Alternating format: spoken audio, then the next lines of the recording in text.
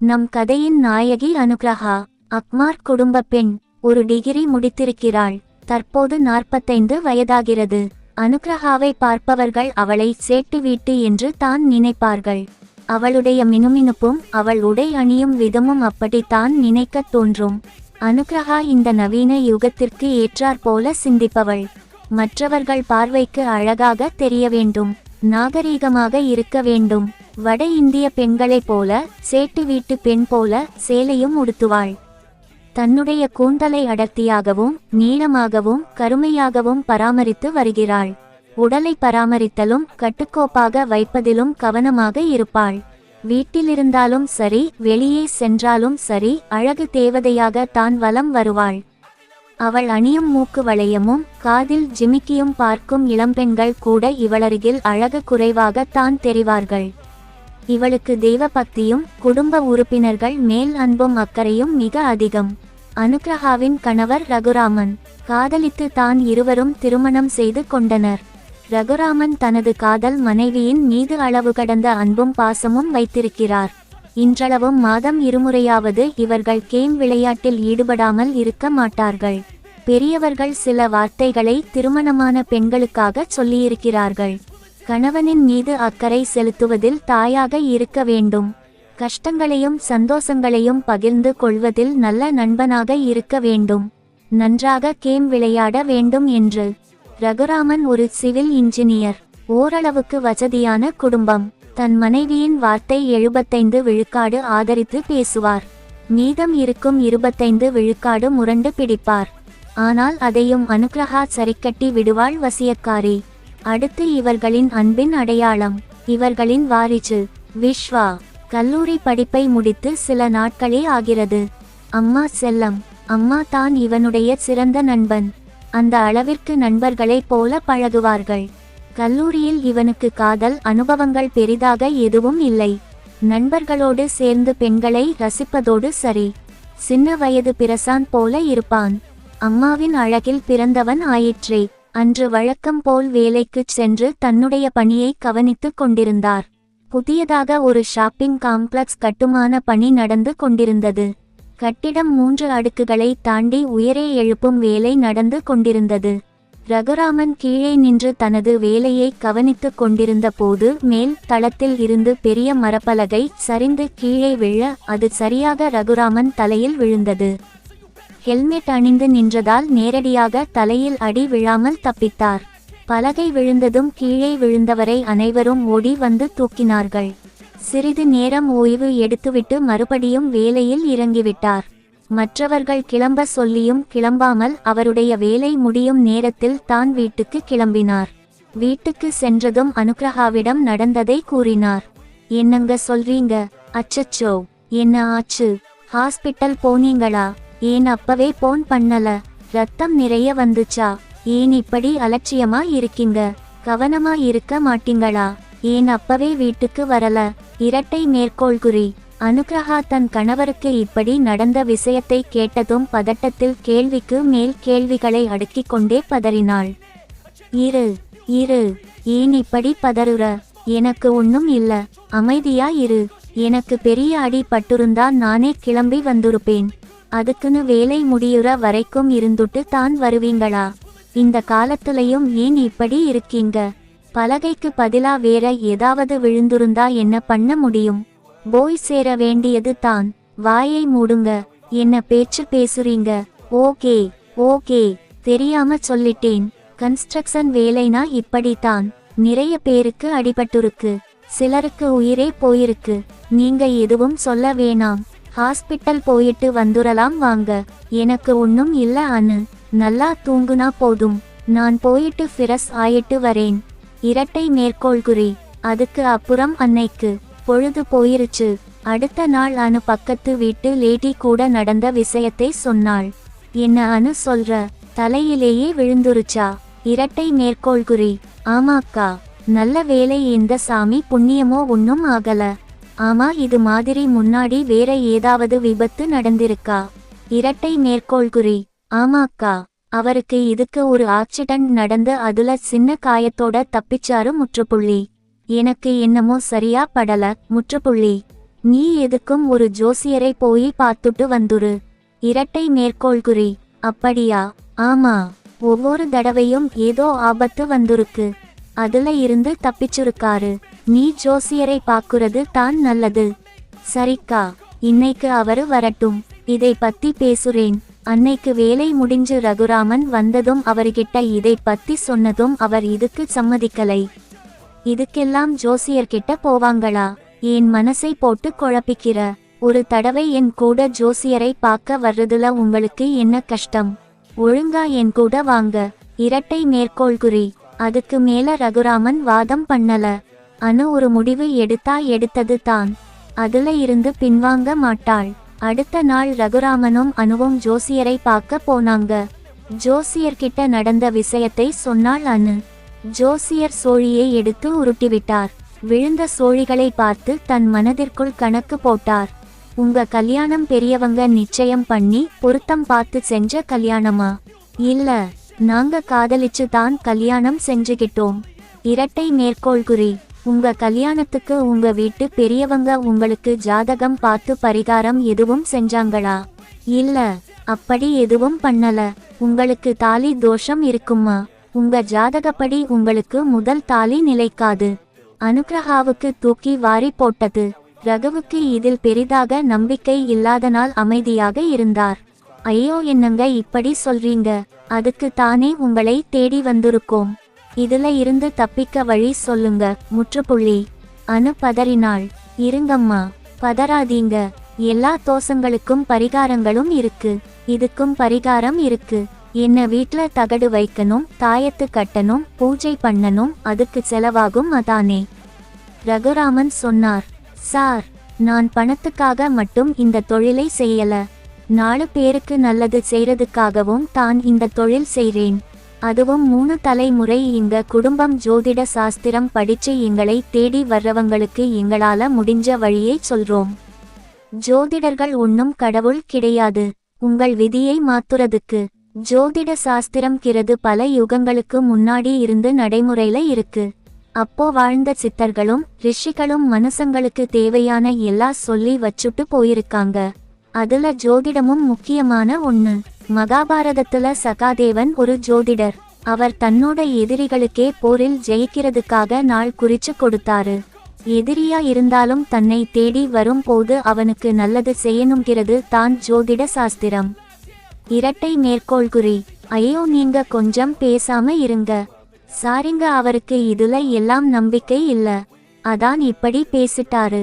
அவரு சார்பா நான் மன்னிப்பு கேட்டுக்கிறேன். நீங்க தப்பா எடுத்துக்காதீங்க. எங்க பிரச்சனைக்கு ஒரு வழி சொல்லுங்க. ஜோதிடரை சமாதானப்படுத்தினாள் அனு.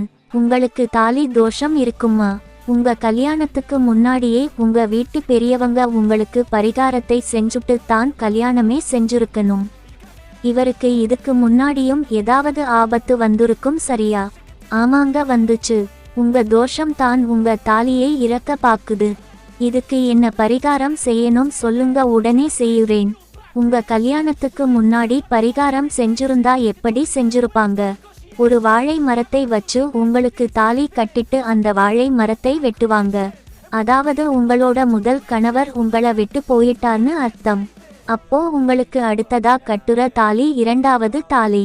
அது நிலைச்சு நிற்கும். அதை இப்போ நாம செய்ய முடியாது.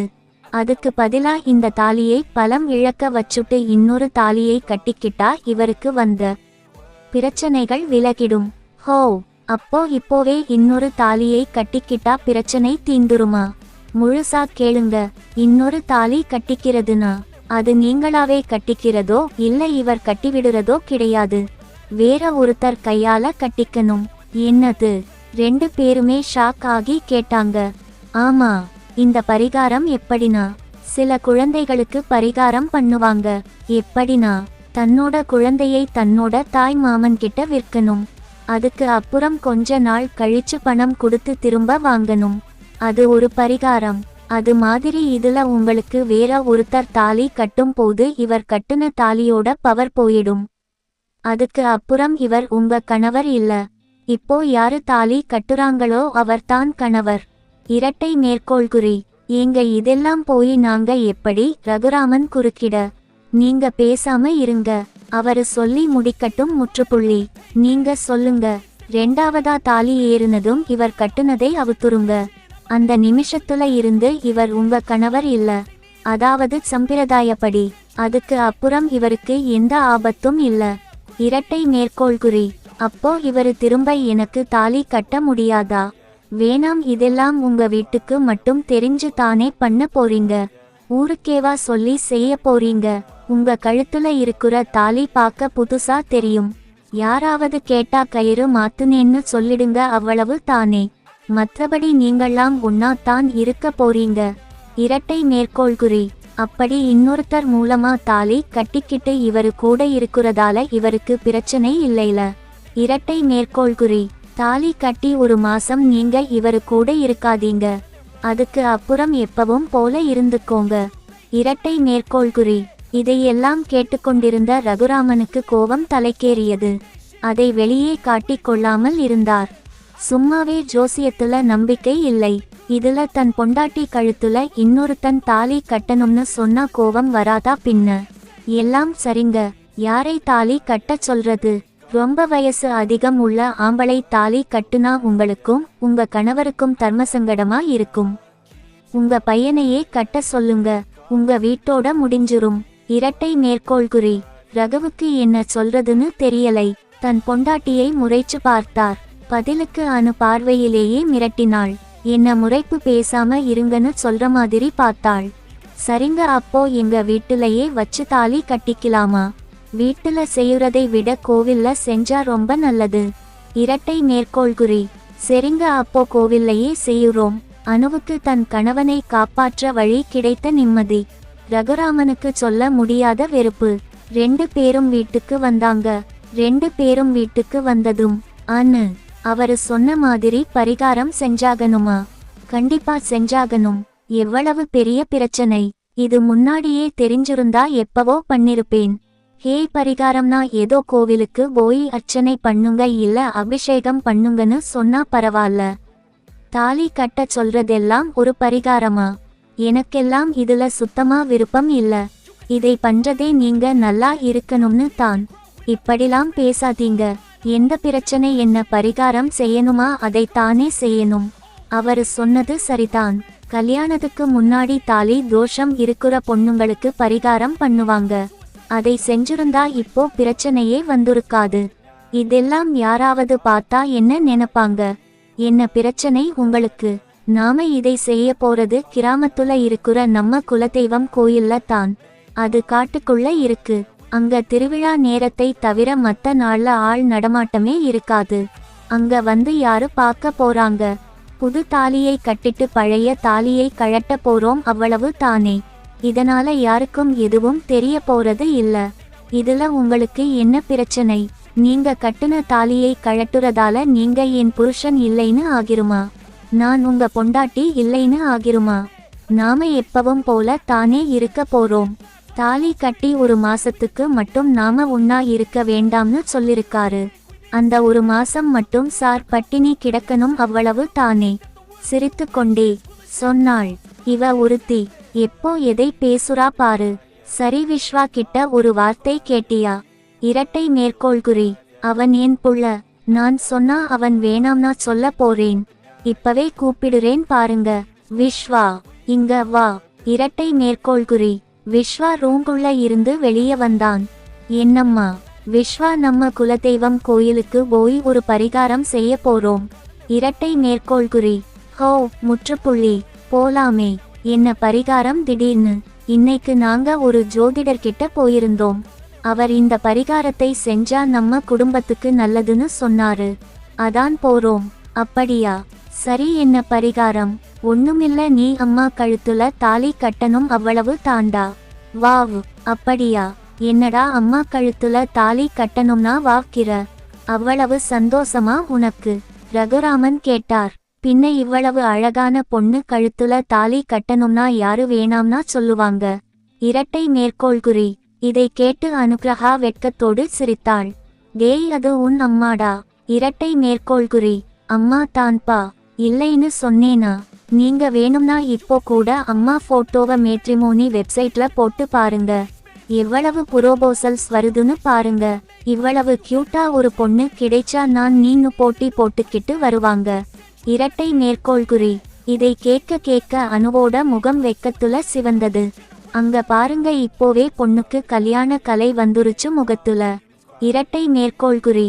சரிம்மா, எப்போ போறோம்? இரட்டை மேற்கோள்குறி. காலண்டரை எடுத்து பார்த்தாள். இன்னும் 4 நாள்ல ஒரு முகூர்த்தம் இருக்கு. அன்னைக்கே போயிட்டு பரிகாரத்தை செஞ்சுட்டு வந்துடலாம். உங்களுக்கு ஓகே தானேங்க? ஆமா, நான் ஓகே சொல்லி தான் எல்லாம் பண்றீங்க பாரு. அதான் அம்மாவும் புள்ளையும் முடிவு பண்ணிட்டீங்களே, என்கிட்ட ஏன் கேக்குறீங்க? என்னமோ பண்ணுங்க, ரொம்ப சலிச்சுக்காதீங்க. இரட்டை மேற்கோள்குறி. மாமா, முற்றுப்புள்ளி. அப்போ நாம 2 பேரும் நாளைக்கு கல்யாணத்துக்கு தேவையான ட்ரெஸ் எல்லாம் பர்ச்சேஸ் பண்ணிட்டு வந்துடலாம். சரிடா, போலாம். எங்க செலவுக்கு கொஞ்சம் பணம் தேவைப்படும். இதுக்கு எதுக்கு புது ட்ரெஸ் எல்லாம் பர்ச்சேஸ் பண்ணிக்கிட்டு? இருக்கிற ட்ரெஸ்ஸை போட்டா பத்தாதா? நாங்க புது ட்ரெஸ் போட்டுக்கிட்டு தான் கல்யாணம் பண்ணிக்குவோம். என்னடா விஸ்வா? எஸ்மா. 2 பேரும் கையை தட்டிக்கிட்டாங்க. ட்ரெஸ் மட்டும் இல்ல, தாலியும் புதுசா வாங்கணும். ஒரு 5 சவரன்ல வாங்குகிறேன். என்னது 5 சவரனா? நான் கட்டும் போது கூட அவ்வளவு காஸ்ட்லியா கட்டளையேடி. என் புள்ள கட்டுறது எனக்கு ஸ்பெஷல். 5 சவரனே கம்மி. கொஞ்ச நாள் கழிச்சு அதுல இன்னும் கோல்டு வாங்கி கோத்துருவேன். இப்போதைக்கு ரொம்ப செலவு வேண்டாம்னு பாக்குறேன். புள்ளைக்கு கல்யாணம் பண்ற வயசுல உன் கல்யாணத்துக்கு 5 சவரன் தாலி வேணுங்கிற? என்னமோ பண்ணு. சரிடா, நாம 2 பேரும் நாளைக்கு பர்ச்சேஸ்க்கு போயிட்டு வந்துடலாம். இரட்டை மேற்கோள்குறி. சரிம்மா. இரட்டை மேற்கோள்குறி. மறுநாள் விஸ்வா கிளம்பி ரெடியானான். அம்மா, நான் ரெடி. இன்னுமா கிளம்புற? வந்துட்டேன்டா. தங்கச்சிலை மாதிரி புடவையில் வந்தாள். அவளுடைய முகத்தில் புதுப்பொலிவு தெரிந்தது. காதில் போட்டிருந்த ஜிமிக்கியும் மூக்கை அலங்கரிக்கும் மூக்கு வளையமும் அவளுடைய மேலும் மெருகூட்டியது. வாவ், யாரு இந்த புது பொண்ணு? நான் இதுக்கு முன்ன பார்த்தது இல்லையே. வெட்கத்தில் அனுகிரகாவின் அழகு பல மடங்கானது. ஐயோ, சும்மா இருடா, முற்றுப்புள்ளி. உன்கிட்ட சொன்னதும் போதும். உண்மைய தானே சொல்றேன். புது பொண்ணு தானே நீங்க? கல்யாணம் சொன்னதும் இந்த பொண்ணுங்களுக்கு எங்க இருந்து தான் முகத்துல பிரைட்னஸ் வரும்னு தெரியல. எப்பவும் இருக்கிற அழகு அந்த சமயத்துல 2 மடங்காகுது. போதும் போதும், நீ அழகை ரசிச்சது. நாம கவும்பலாம் வா. அப்பா வரமாட்டேன்னு சொல்லிட்டாரா? அவருக்கு தான் இது எதுவுமே பிடிக்கலையே. அவரை கூப்பிட்டா கண்டிப்பா வரமாட்டாரு. காலையிலேயே கிளம்பி சீக்கிரமா வேலைக்கு போயிட்டாரு. அவரு போகட்டும் விடுங்கம்மா, நாம கிளம்பலாம். கேப் வந்துருச்சு, வாங்க. வீட்டை பூட்டிட்டு 2 பேரும் கேப்ல கிளம்புனாங்க. பெரிய ஜவுளி கடைக்கு போனாங்க. முதல்ல அனுகிரகாக்கு புடவையை எடுக்கலாம்னு போனாங்க. விஸ்வா, இந்த கலர் எப்படி இருக்கு பாரு. அனு ஒவ்வொரு புடவையா எடுத்து மேல வச்சு காட்டினாள். அவன் ரிஜெக்ட் பண்ணிக்கிட்டே வந்தான். ஃபைனலா அவங்க அடுக்கி வச்சிருந்த புடவையிலிருந்து மயில் கலர் புடவையை பார்த்துவிட்டு, அந்த புடவையை எடுங்க, முற்றுப்புள்ளி. அந்த புடவையை எடுத்து அம்மா மேல வச்சு பார்த்தான். செம்மையா இருக்குமா? அனுவுக்கு அந்த புடவை ரொம்ப பிடித்திருந்தது. எப்படிடா செலக்ட் பண்ணுன? எனக்கே தோணல. இந்த கலர் சாரியும் என்கிட்ட இல்ல. இந்த டிசைன் எனக்கு ரொம்ப பிடிச்சிருக்குடா. நமக்கு பிடிச்சவங்களுக்கு எது செஞ்சாலும் அது அவங்க மனசுக்கு பிடிச்ச மாதிரி செய்யணும். இந்த சாரில இப்பவே உங்களை பார்க்கணும்னு ஆசையா இருக்கு. சார், பெரிய மனுஷன் மாதிரி பேச ஆரம்பிச்சுட்டீங்க. பின்ன மாப்பிள்ளை ஆக போறேன். இனிமேலும் சின்ன பையனா இருக்க முடியுமா? நல்லா பேச கத்துக்கிட்ட. இரட்டை மேற்கோள்குறி. சரி, புடவை வாங்கிட்டோம். அடுத்து என்னம்மா? உனக்கு வேஷ்டி சட்டை வாங்கணும். இரட்டை மேற்கோள்குறி. சரி, வாங்க போலாம். அடுத்து விஸ்வாக்கு பட்டு வேஷ்டி பட்டு சட்டையை செலக்ட் பண்ணி வாங்குனாங்க. 2 பேரும் லிஃப்ட்ல மேல போனாங்க.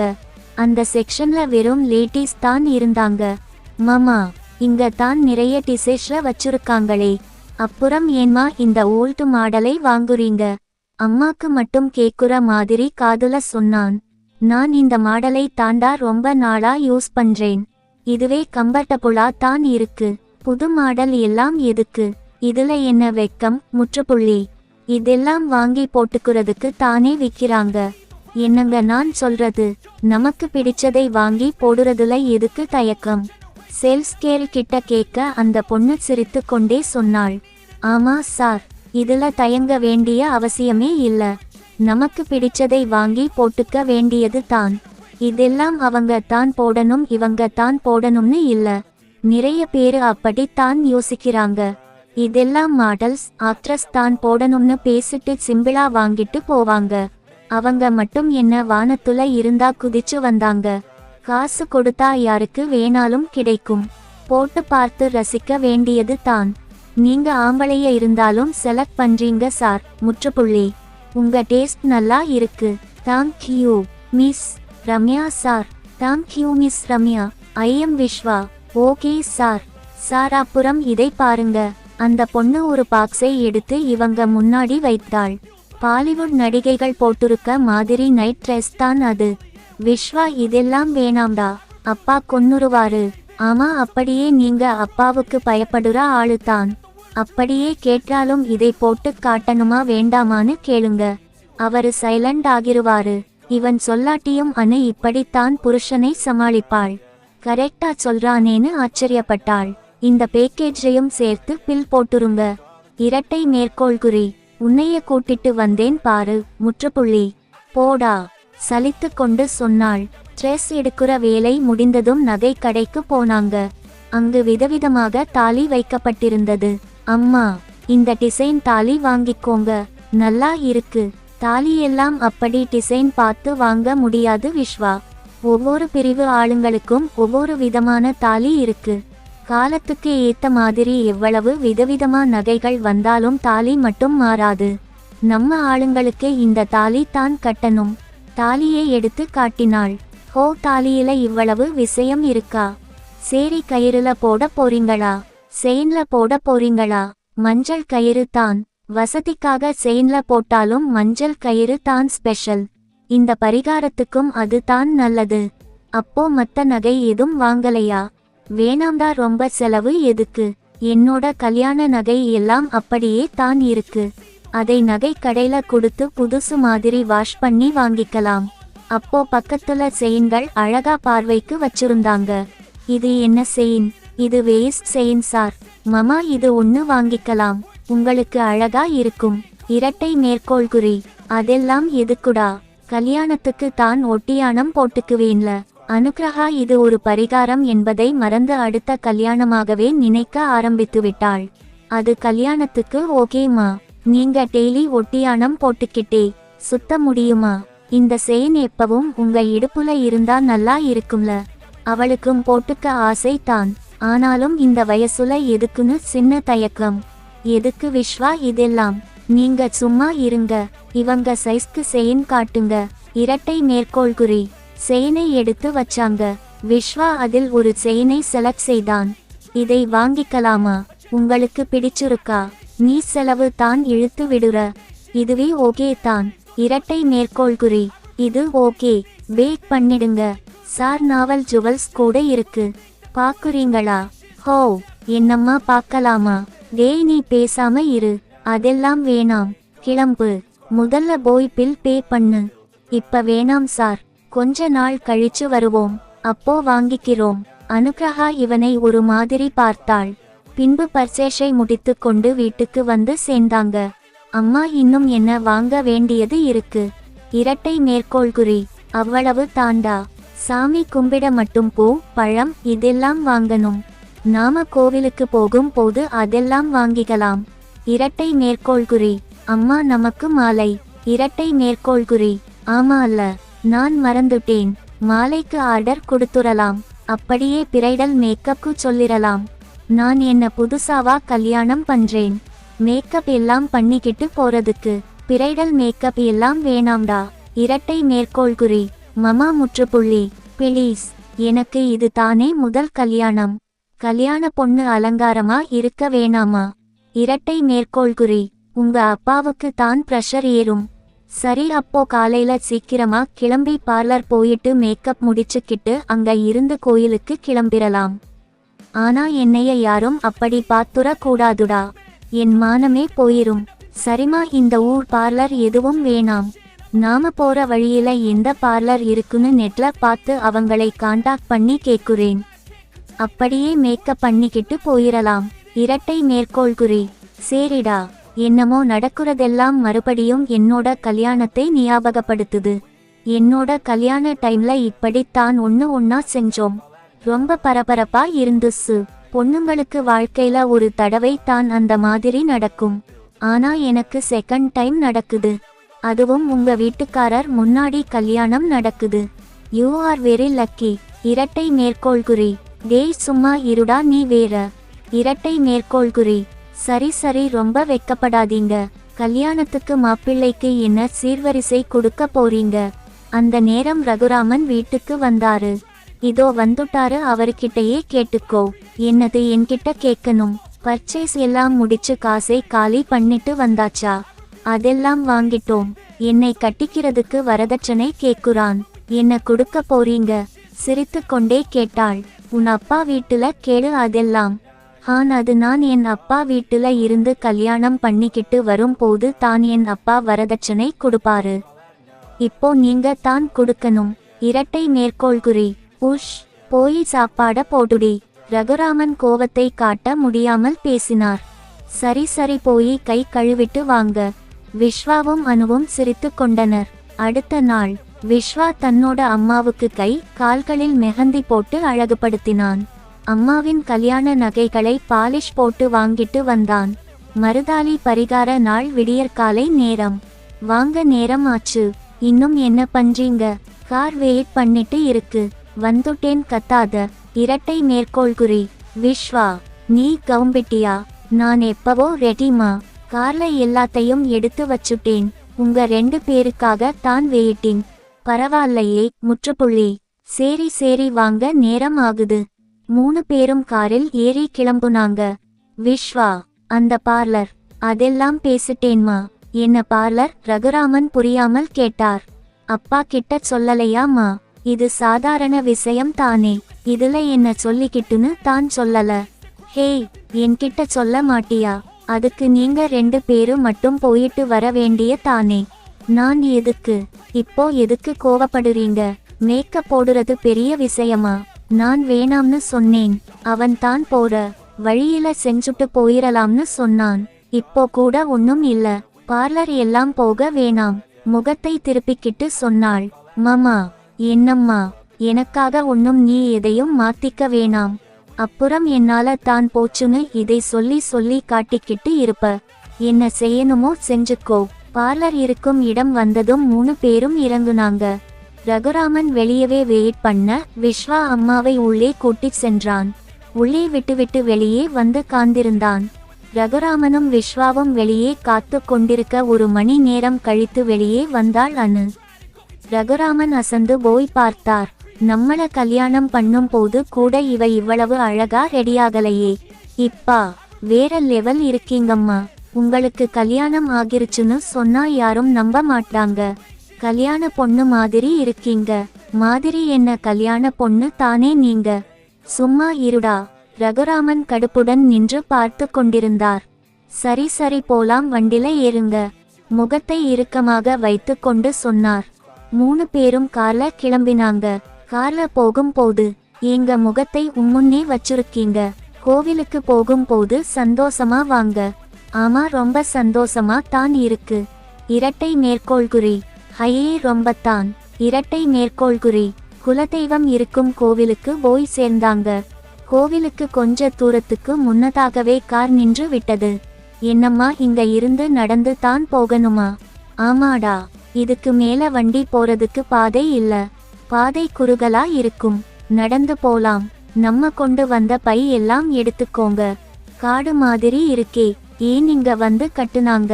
கிராம தேவதைனா அப்படித்தான். நிறைய கிராமங்கள்ல பாத்தீனா ஊரு எல்லையில தனியா கோவில் மட்டும் இருக்கும். ரொம்ப காலமா இந்த கோவில் இருக்கு. சக்தி வாய்ந்த தெய்வம். திருவிழா சமயத்துல வந்து பார்த்தா எப்படி இருக்கும் தெரியுமா? கூட்டம் நிரம்பி வழியும். சுத்தி இருக்கிற கிராமத்து ஜனங்கள் எல்லாம் திருவிழாவுக்கு வந்துருவாங்க. எங்க பார்த்தாலும் கடைங்க இருக்கும். இரட்டை மேற்கோள்குறி. பேசிக்கிட்டே நடந்து கோவிலுக்கு போனாங்க. அங்க யாருமே இல்ல. எங்க பூசாரி பக்கத்துல தான் எங்கயாவது போயிருப்பாரு. போய் பாருங்க. இது வேறியா? சலிச்சுக்கிட்டு போனாரு ரகு. விஸ்வா, நீ ட்ரெஸ் மாத்திக்கோ. பூசாரி வந்ததும் சீக்கிரம் முடிச்சுட்டு கிளம்பணும். விஸ்வா ஒரு மறைவான இடத்துக்கு போய் ட்ரெஸ் மாத்துனான். அனுகிரகாவும் தன்னோட புடவையை மாத்திக்கிட்டு கல்யாண நகைகள் எல்லாத்தையும் போட்டு ரெடியானாள். 2 பேரும் ட்ரெஸ் மாத்திட்டு ஒன்னா வெளியே வந்தாங்க.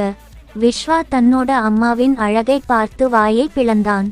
நெற்றியில் நெத்திச்சுடி, காதில் ஜிமிக்கி, மூக்கில் மூக்குத்தி, கழுத்தில் நெக்லஸ், கையில் வளையல்கள், இடுப்பில் ஒட்டியானம், காலில் கொலுசு, மொத்தத்தில் தங்கச்சிலை போல நின்றாள்.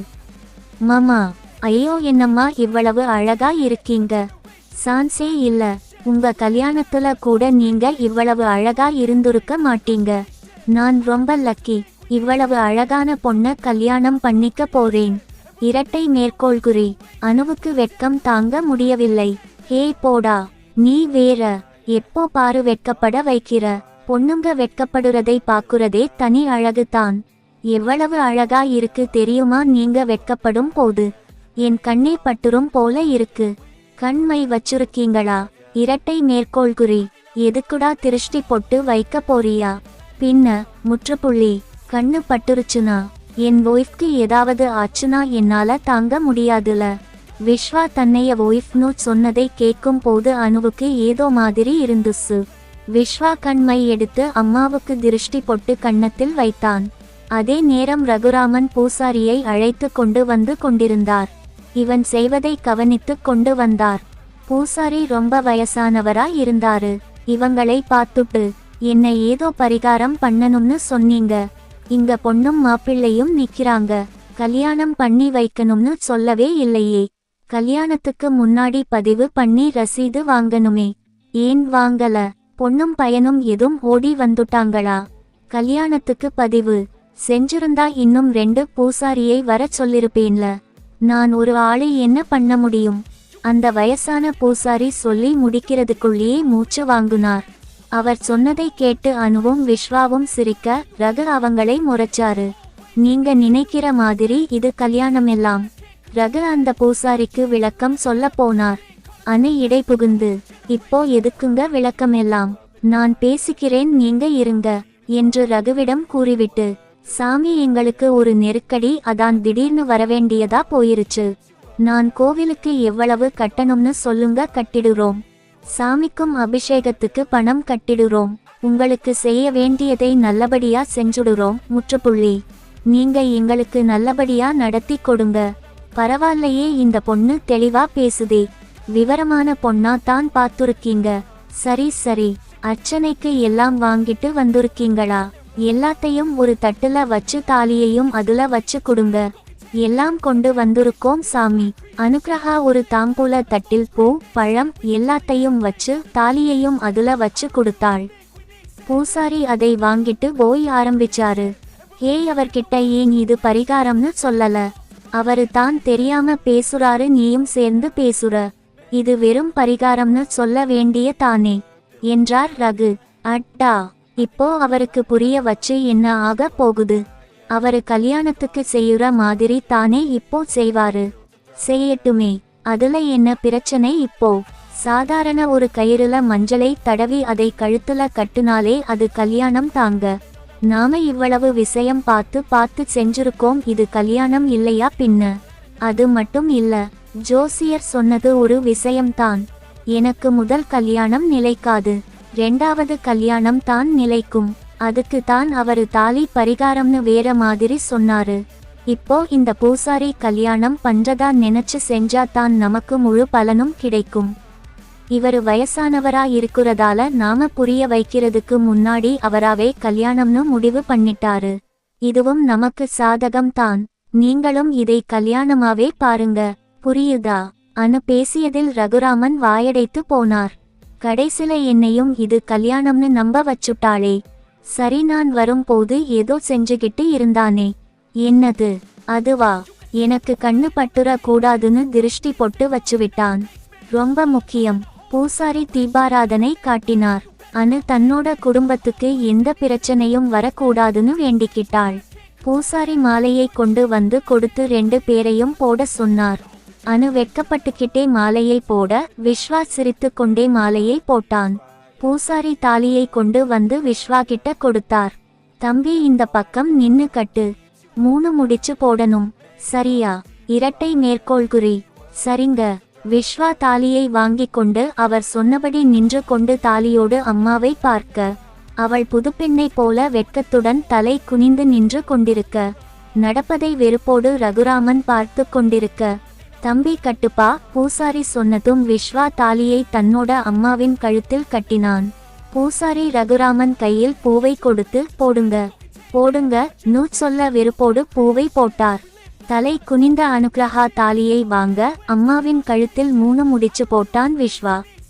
பூசாரி விபூதி குங்குமத்தை கொண்டு வந்து இதையும் வச்சு விடுப்பா நு சொன்னார். விஸ்வா அதை அம்மாவின் நெற்றியில் வச்சுவிட்டான்.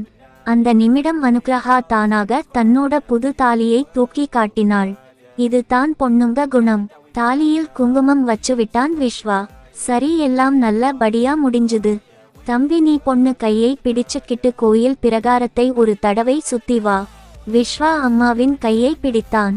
அவன் தொடும் போது 2 பேருக்கும் புது ஃபீலிங்காக இருந்தது. பூசாரி இப்படி சொல்ல சொல்ல அனு தனக்கு இப்போது தான் முதல் முறை திருமணம் ஆவதைப் போல உணர்ந்தாள். வெட்கத்துடன் விஸ்வா கையை பிடித்து கொண்டு கோவில் பிரகாரத்தை சுற்றி வந்தாள். ரகுராமன் எதுவும் பேச முடியாமல் ஓரமாக நின்று வேடிக்கை பார்த்து கொண்டிருந்தார். அதுக்கு அப்புறம் பூசாரியிடம் ரகுராமன் பணம் கொடுத்து கொண்டிருந்த சமயம் தன்னுடைய பழைய தாலியை அவிழ்த்து விட்டாள். என்னம்மா, இப்போ உங்களுக்கு சந்தோஷம் தானே? நீங்க நினைச்ச மாதிரி பரிகாரம் பண்ணிட்டோம். 2 பேரும் தனியா நின்னு பேசிக்கிட்டு இருந்தாங்க. சந்தோஷம்னு சொல்றதை விட மனசுக்கு நிம்மதியா இருக்கு விஸ்வா. இனிமே நம்ம குடும்பத்துக்கு எந்த கஷ்டமும் வராதுன்னு நம்புறேன். இரட்டை மேற்கோள்குறி. வாங்க கிளம்பலாம், மணி ஆகுது. ரகுராமன் கூப்பிட்டதும் 3 பேரும் அங்க இருந்து கிளம்புனாங்க. 3 பேரும் வீட்டுக்கு வரும் போது சாயங்காலம் ஆகிவிட்டது. மாலையை கழட்டி பிளாஸ்டிக் பைக்குள் மறைத்து வைத்து கொண்டனர். மாலையும் கழுத்துமாக வந்தால் அக்கம் பக்கத்து வீட்டுக்காரர்களுக்கு தெரிந்து விடுமே. சாதாரணமாக கோவிலுக்கு சென்று வருவது போல் வீட்டிற்கு வந்தனர். வீட்டிற்குள் நுழைந்ததும், மாமா, நம்மள ஆரத்தி எடுக்க யாருமே இல்லையே. இரட்டை மேற்கோள்குறி. அதுக்கு என்ன பண்றதுடா, அட்ஜஸ்ட் பண்ணிக்க வேண்டியது தான். சரி வா, சாமி ரூம்ல விளக்கு ஏத்திட்டு அப்புறம் உன் ரூமுக்கு போ. 2 பேரும் புருஷன் பொண்டாட்டியா சாமி ரூம்ல நின்னு சாமி கும்பிட்டாங்க. அனுக்கிரஹா புகுந்த வீட்டுக்குள் நுழைந்த புது பெண்ணாக விளக்கு ஏற்றினாள். சாமி கும்பிட்டதும், எனக்கு டயர்டா இருக்குமா, நான் போய் ரெஸ்ட் எடுக்க போறேன். விஸ்வா அவனோட ரூமுக்கு போனான்.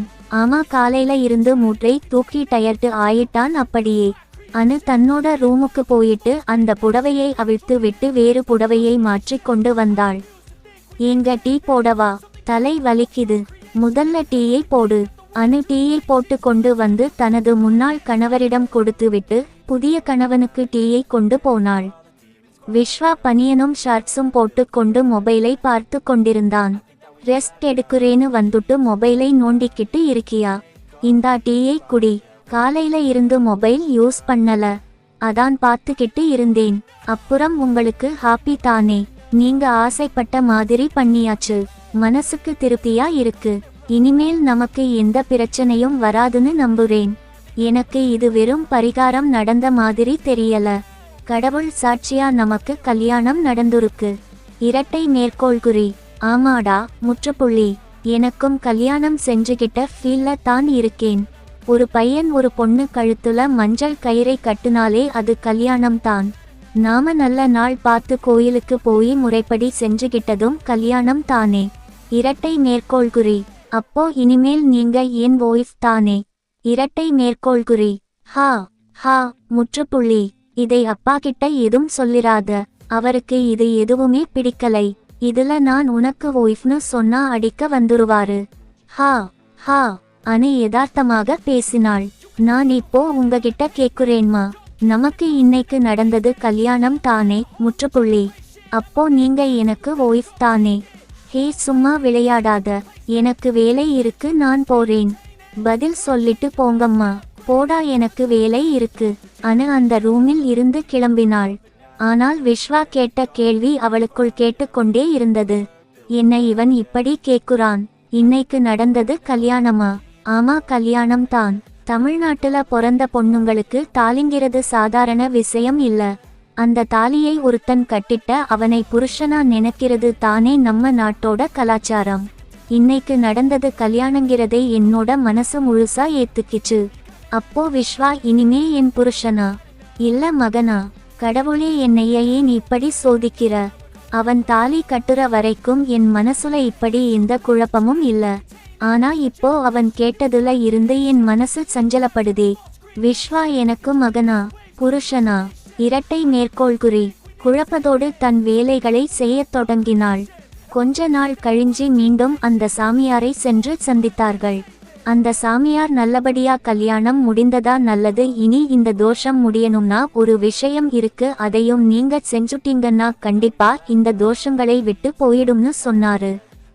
என்ன சாமின்னு கேட்டா அதுக்கு அந்த சாமி, அதாவது கல்யாணம் முடிஞ்ச கையோட நீங்க 2 பேரும் கேம் விளையாடலாம், முழுசா புருஷன் பொண்டாட்டி ஆயிடுவ. அப்படி ஆயிட்டீங்கன்னா இனி உங்க புருஷனுக்கு ஒன்னும் ஆகாது அப்படின்னு சொன்னா. சாமி, இது என்னோட புருஷன் ஒத்துக்க மாட்டாரே, என்ன பண்றது? அது எனக்கு தெரியாதுமா. உங்க புருஷன் உயிரோடு இருக்கணும்னா நீங்க இந்த மாதிரி பண்ணி தான் ஆகணும்.